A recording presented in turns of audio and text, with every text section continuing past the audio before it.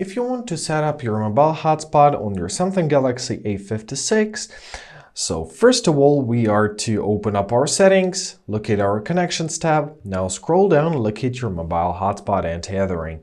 Now choose your mobile hotspot, activate it and press turn off.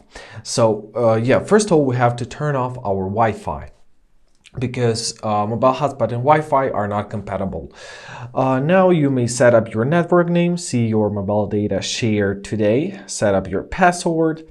You can set up your band and choose your security protocol. Also, you can press advanced, and here you'll see more options such as broadcast channel, MAC address type, turn off when no device connected for. Right. Also, you can activate hidden network options, support Wi-Fi 6 standard, protect management frames, but power saving mode.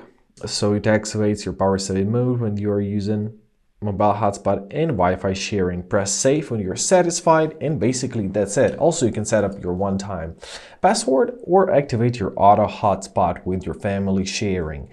You can also press on QR code and share the password to your hotspot simply throughout this QR code, and when you're done, simply press done, and that's it. I hope this video was helpful. Thank you so much for watching. Have a great day, and please consider subscribing to our channel.